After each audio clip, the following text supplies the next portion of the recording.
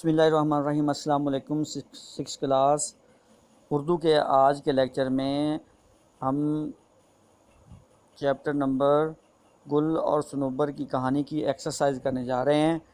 تو دیکھیں بیٹا، سوال نمبر 2 دیکھیں۔ ہو کا عالم اعظم زاد بے گور و کفن خوف زدہ اور مار گزیدہ، اس کا مفہوم واضح کرنا ہے۔ ہو کا عالم ہونا سناٹا، اجاڑ یا ویران ہونا، رات کے آخری پہر ہو کا عالم ہوتا ہے۔ آدم زاد انسان بشر کہتے ہیں، دور دور تک آدم زاد کا نام و نشان نہ تھا۔ بے گور و کفن، قبر اور کفن کے بغیر طاعون سے مرنے والوں کی لاشیں بے گور و کفن تھیں۔ خوف زدہ، ڈرا ہوا وہ سانپ سے خوف زدہ تھا۔ مارگزیدہ، سانپ کا ڈسا مارگزیدہ کا بچنا محال دکھائی دیتا ہے۔ اگلا سوال جو ہے، زہرہ کے بیٹے نصیر کی جان کس نے اور کس طرح بچائی؟ زہرہ کے بیٹے نصیر کی جان صنوبر نے بچائی تھی۔ اسے سانپ کے زہر کا اثر زائل کرنے والے پودے کا علم تھا۔ وہ اس علاقے میں تھوڑی سی تلاش کے بعد پودے کی پتیاں توڑ کر لے آئی اور ان کا عرق نچوڑ کر نصیر کے منہ میں ٹپکا دیا۔ عرق کے قطروں نے زہر کا اثر زائل کر دیا اور نصیر کی جان بھی بچ گئی۔ اگلا سوال نمبر 4 ہے، درست جواب کی نشاندہی کریں۔ محسن پور کی وسیع میدان میں کس نے اپنی بستی بنا رکھی تھی؟ بلوچوں نے بستی بنا رکھی تھی۔ محسن پور کے آس پاس کے علاقوں میں کون سی وبا پھیلی ہوئی تھی؟ طاعون کی وبا۔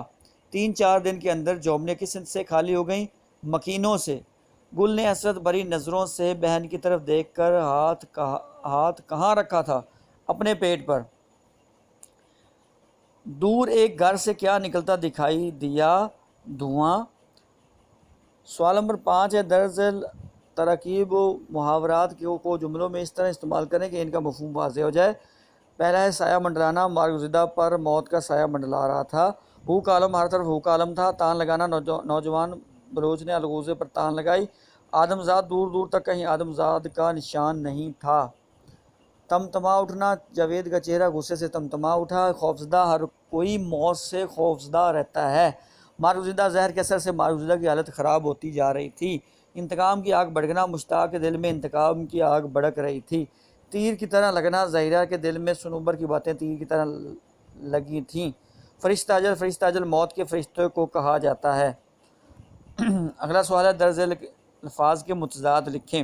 انتقام لینا، معاف کرنا، سایہ، دھوپ، وسیع، تنگ، پھیلنا، سکڑنا، ویران آباد، پختہ، کچا۔ اگلا سوال ہے، واحد کے جمع لکھیں۔ موت، اموات، شخص، اشخاص، عیب، عیوب، تدبیر، تدابیر، قوم، اقوام۔ سوال نمبر 8 دیکھیں۔ اس کی کہانی کا جو خلاصہ ہے یہ آپ نے یاد کرنا ہے۔ 9 سوال نمبر دیکھیں، درست اور غلط بیانات کی نشاندہی کریں۔ محسن پور کے وسیع میدان میں پختونوں نے اپنی بستی بنا رکھی تھی، غلط ہے۔ بلوچوں کی جھونپڑیوں میں زندگی کے آثار نظر آتے ہیں، درست ہے۔ ایک جھونپڑی کے 2 ننھے مکینوں کو اللہ نے اپنی حفظ و امان میں رکھا، درست ہے۔ گل اور صنوبر آپس میں ملے دار تھے، غلط ہے۔ زہرہ نے گل اور صنوبر کو کھانا کھلایا اور شربت پلایا، غلط ہے۔ زہرہ کا چہرہ غصے سے تمتما اٹھا، درست ہے۔ انسان کا دماغ بھی عجیب چیز ہے، غلط ہے۔ گل زہرہ کے گھر سے مانوس ہو گیا تھا، درست ہے۔ سوال نمبر 10 ہے، کالم الف میں دیے گئے الفاظ کو کالم بے کے متعلقہ الفاظ سے ملائیں۔ نیچے جوابات دیکھیں۔ زندگی کو موت سے ملانا ہے۔ ہو کا عالم، سناٹا، الغوزہ، تان، طاعون، وبا، گناہ، کفارہ، خوددار، غیرت مند۔